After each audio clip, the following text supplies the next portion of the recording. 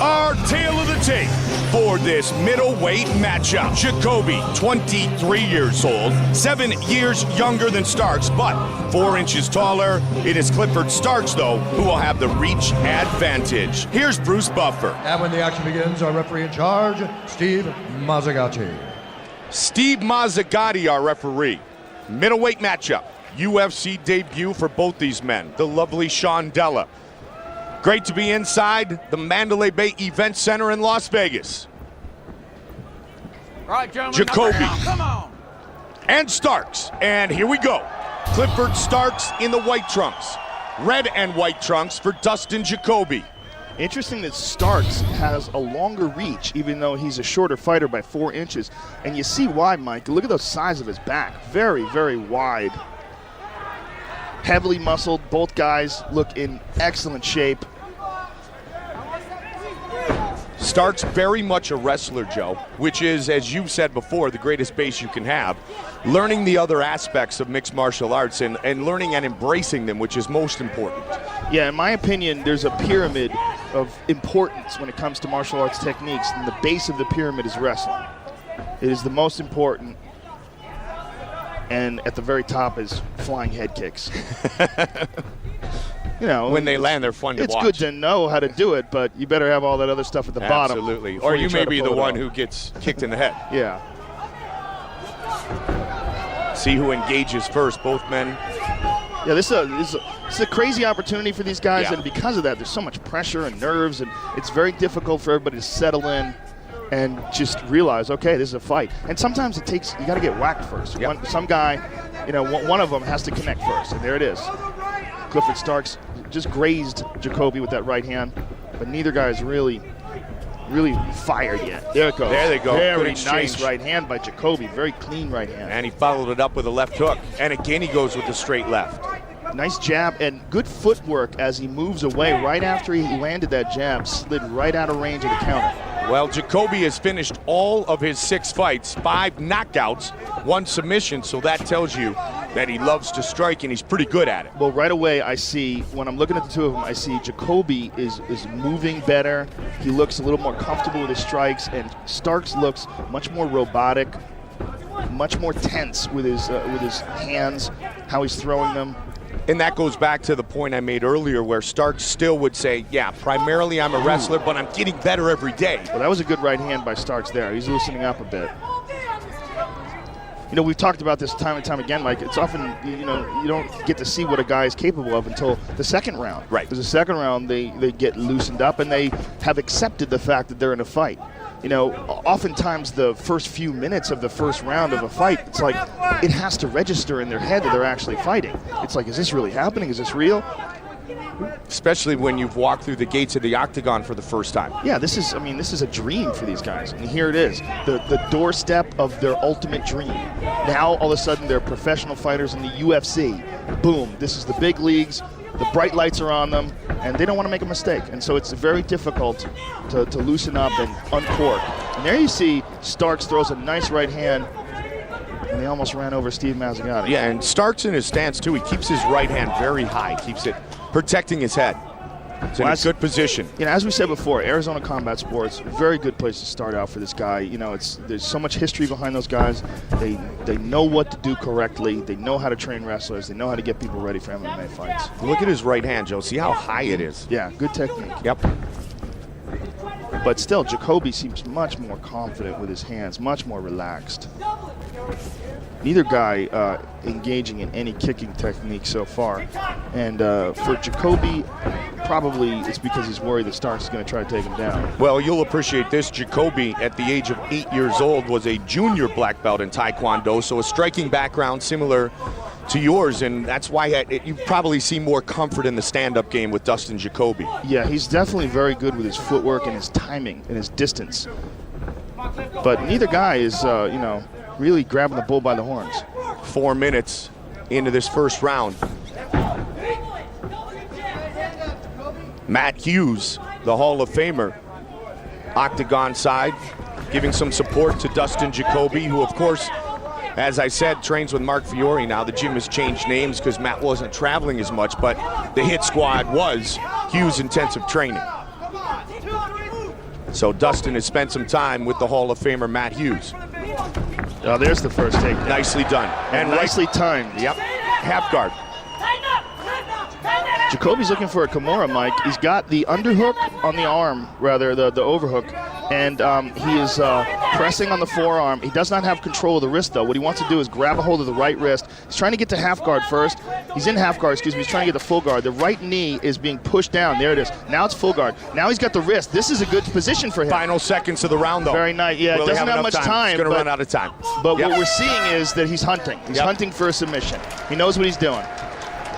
So the late takedown by Clifford Starks may be the difference in the first round. Counter punch with the right over the top, or you can come underneath too with it. All right. Hey, you gave him that first round. You came here to freaking shine, and you just gave him the first round. We got 2 more rounds. That's why we fight 3. All right. The movement's good, but why aren't we countering punching when he steps in? All right. He's gonna look for the takedown at the end of the round. All right. He's willing to stand with you, but you're throwing me 1 punch. And here we see a good exchange. There's a decent straight right by Jacoby. A good left behind it as well. And there Clifford Starks ducks under and gets the takedown, but quite honestly didn't get any offense off and was basically just defending that Kimura. All right, let's go. Come on. Hey, first one's over. There's 2 more rounds. Mark Fiore pretty honest in the corner of Dustin Jacoby.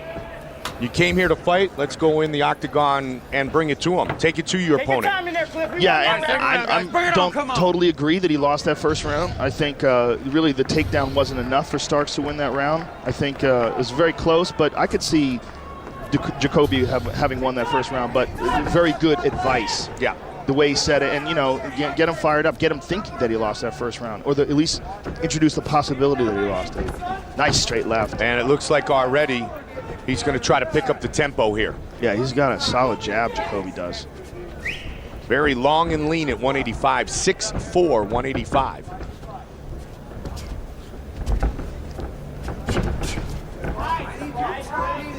He's got much more of a repertoire than Starks. Yeah. Starks seems to be sort of a jab, jab, jab. Here's the right hand. Jab, jab, jab. Here's the right hand. He's nice movement. See how he did that nice side-to-side movement before he uncorked that right hand? For Starks, got that takedown at the end of the first round, but almost got caught in that Kimura. Yeah. And you got to wonder what was going through his head there. Wasn't able to get off any ground and pound whatsoever, but at least he got the takedown. So you got to wonder if he's going to try to do that at the end of every round. Is he just going to try to steal a decision that way? Because standing up wise, he's spinning back kick.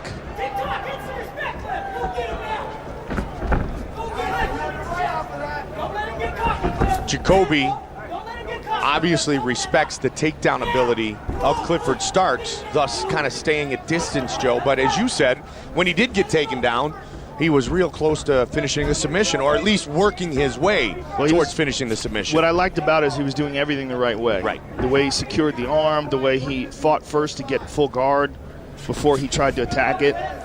A lot of guys will go after it first in half guard, and then when they lose it, they can get caught in an arm bar. Classic counter submission attempt, and George St. Pierre lost to Matt Hughes because of that very technique. Went after the Kimura. He did not have control over Matt's body. Matt spun for a far side arm bar. Just about to the midway point of this fight. Starks keeps looking for that right hand. Yep. 3 wins by knockout, 1 by submission for 7-0 Clifford Starks. Born in Sacramento, California, fighting out of Tempe. Starks landed a good left hand there. Tempe, Arizona, the home of Arizona State. He wrestled there, as we mentioned.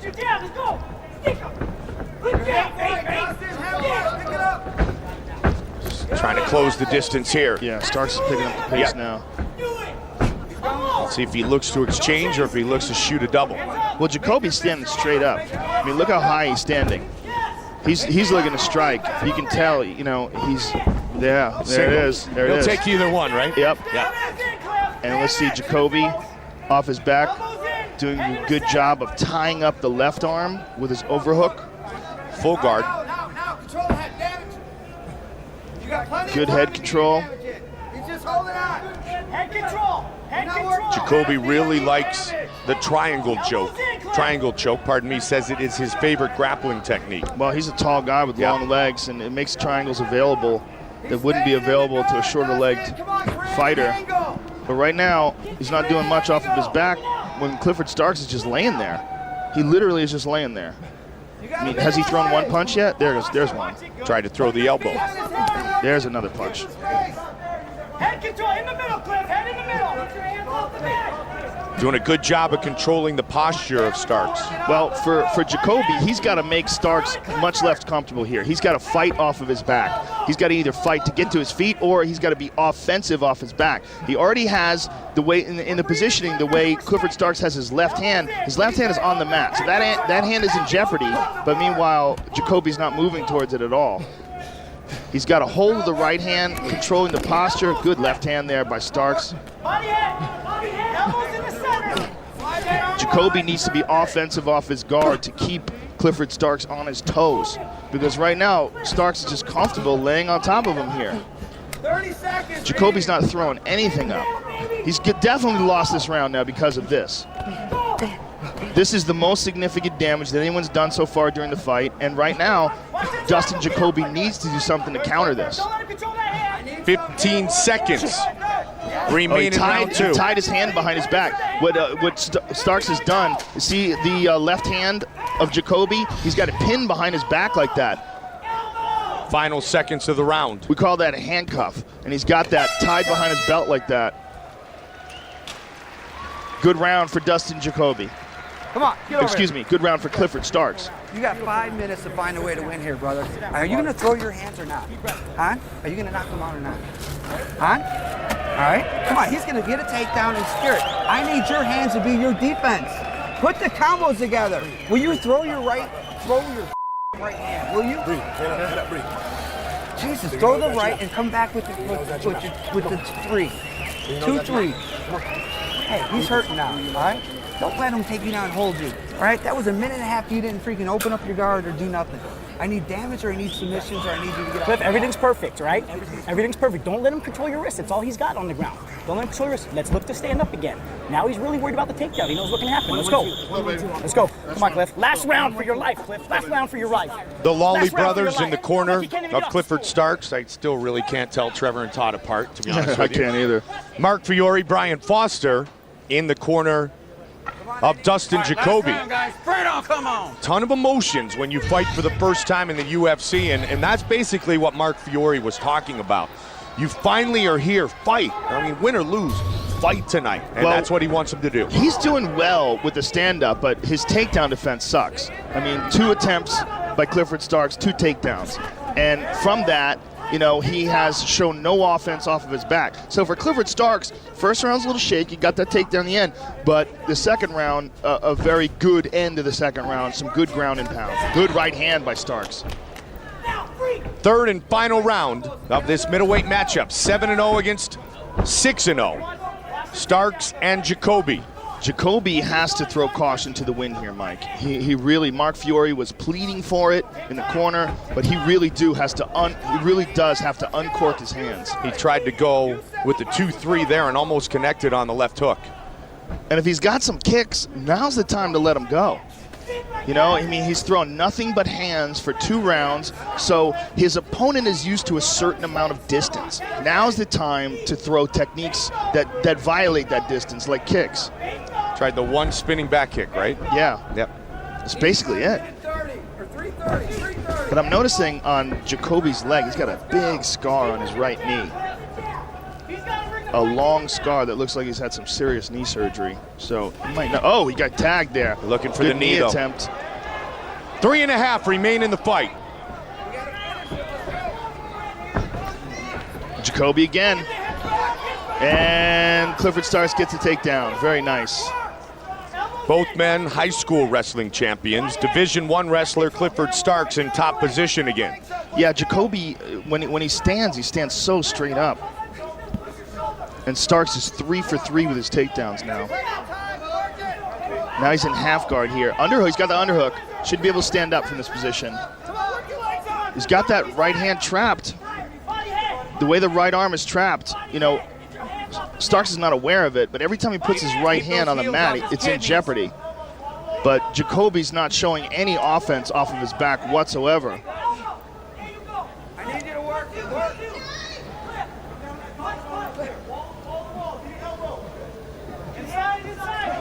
I need you to open up your guard and go for stuff. 2.5 left. Dustin Jacoby's got to get some offense going off his back, Mike. He's so far not threatened at all from this position. He's got the overhook. See how he grabs that overhook on the right arm? He's not doing anything with it. Once you grab the overhook on that right arm, isolate the right arm, and then he should be attacking. The way to attack is you shift your hips and you throw your left leg up over the shoulder and either go after a triangle or a shoulder lock or something, but he keeps going for that overhook and then doing nothing with it. He's got it again. When you're a high-level grappler, once you get that overhook from the guard, that's a tough thing to get. Guys aren't supposed to give that up. So when you get it, you attack immediately because it's a rare position to hold on to against an experienced fighter. Oh, side control. Messed up, lost it. Look at that. That's bizarre. Starks jumps right back into half guard. Well, Starks jumped right back in as Jacoby was going for a Kimura. So, like, he went the wrong way and went into a submission and went into the half guard. Trying to work on it again with under 90 seconds remaining in this fight. Jacoby, if he's going to get this, he's got to connect his hand to his wrist, and there he does. But he's also got to grab his right hand and connect it to Starks' wrist. Right now he's not doing that. Starks' left wrist, he's got to push his arm down, grab a hold of that wrist, and then pull that arm up. The way he's got it grabbed right now, he doesn't have that much leverage because he's high up on the forearm. He's got to go lower down towards where the glove is.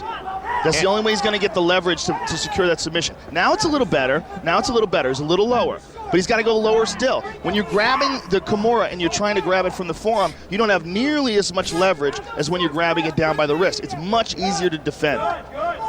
And Starks was keeping that arm tight to defend that possibility, Joe. He was, but, it's really that Jacoby didn't shift his hips and dig his arm down. It's a dogfight. He was at step 7 of 10. And you got to fight for 8, you got to fight for 9, and you got to yank that sucker up and try to finish it. And he's not fighting like a man who is in danger of losing his first UFC fight. But that's exactly what's going on here. Well, now we have 20 seconds remaining in this middleweight matchup. Yeah, and you know what? Starks is just playing it safe. He's on top. He's winning. He knows he won the second round. He knows he's probably won this round as well. For him, it's it's easy. There he goes. Now he's opening up a little. Final seconds of the fight. And finishing strong is Clifford Starks. Starks and Jacoby go the distance. Friday notice, baby! And you just heard 5 days notice. And that's about what Starks had.